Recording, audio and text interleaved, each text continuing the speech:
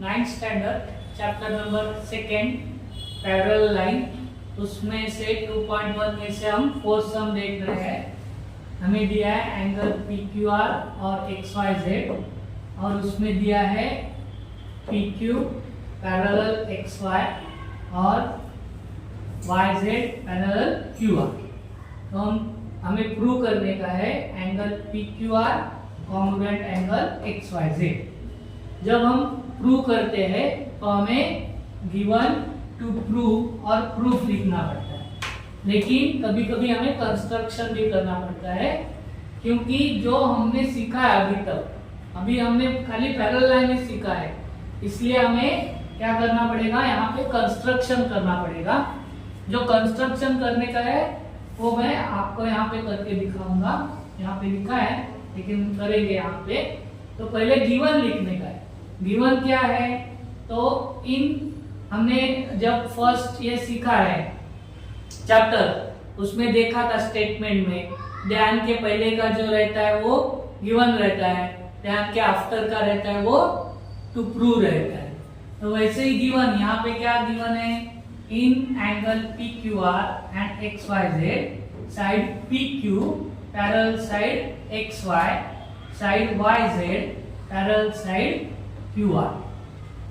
To prove क्या करना है हमें, टू प्रूव करने का है angle PQR congruent angle XYZ, ये हमें प्रूव करने का है। तो हमें कंस्ट्रक्शन करना पड़ेगा, क्योंकि हमने खाली अभी तक पैरेलल लाइन ये पढ़ा है। तो कंस्ट्रक्शन से के लिए क्या करना पड़ेगा, तो हमें क्या दिया है, ये दो साइड पैरेलल है और ये दो साइड पैरेलल है। हमें क्या दिया नहीं है, हमें ट्रांसवर्सल दिया नहीं है। तो ट्रांसवर्सल हम यहाँ पे निकालेंगे। तो ट्रांसवर्सल के लिए हम क्या करेंगे, XY को क्या करते हैं, एक्सटेंड करते हैं, आगे बढ़ाते हैं, और वो जो लाइन है वो QR को क्या करती है, इंटरसेक्ट करेगी। उस लाइन का हम नाम देंगे लाइन XV। हम नाम क्या देंगे, XV, और वो T पॉइंट में क्या होती है, इंटरसेक्ट होती है।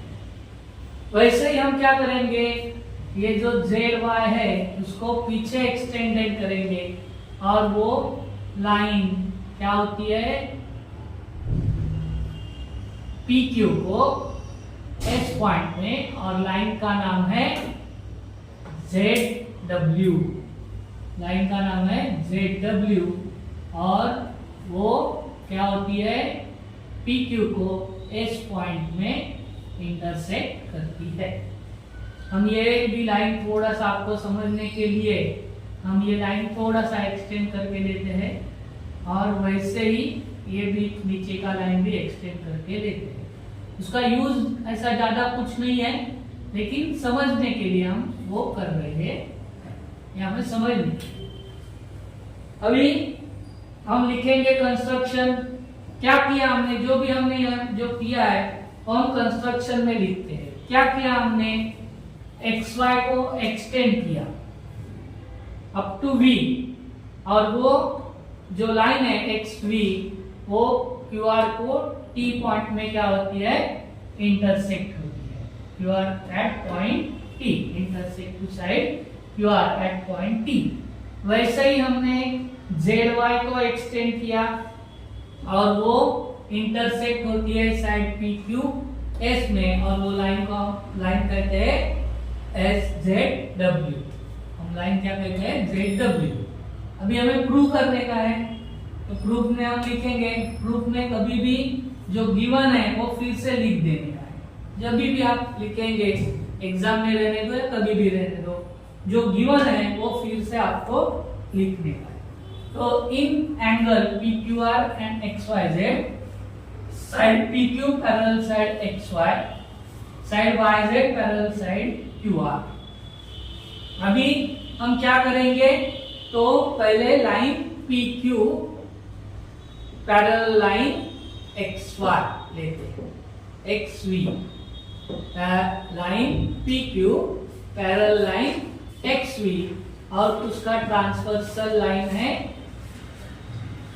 कौन सा है ZY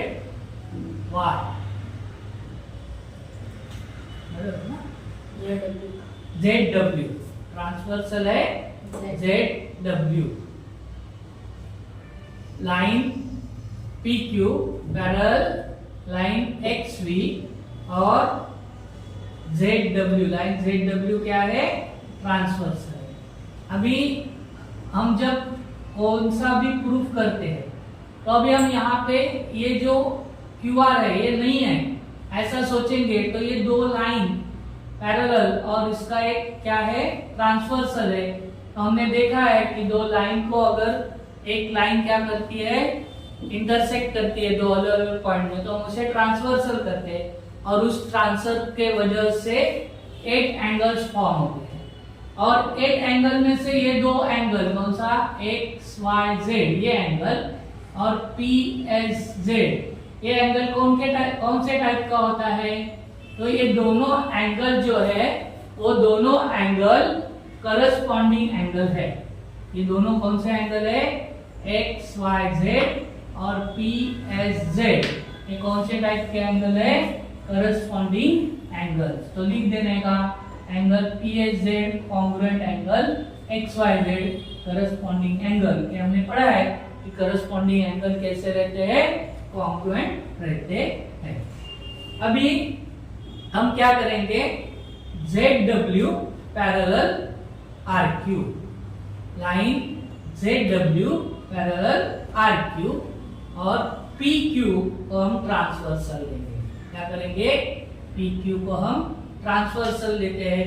अभी ये जो लाइन है वो नहीं है ऐसा समझ लेने का है और ये जो लाइन है फिर वही कि एंगल जो है ये PSZ और PQR ये दोनों जो है वो भी अभी क्या हो गए करस्पॉन्डिंग एंगल हो गए और करस्पॉन्डिंग एंगल कॉन्ग्रुएंट रहते हैं। तो यहाँ पे हम लिखेंगे line ZW parallel line RQ और and PQ is the transversal. PQ क्या है ट्रांसवर्सल है। Therefore angle PSZ congruent angle PQR PSZ congruent angle PQR क्यों corresponding angles। अभी सेकेंड नंबर अभी ये जो PSZ दो एंगल है वो एक ही एंगल है तो first angle is congruent to second angle and first angle is congruent to third angle then second and third angle is congruent। इसको ट्रांजिस्टिविटी कहते हैं। इससे हमें प्रूव होता है angle PQR congruent angle XYZ from 1 and 2।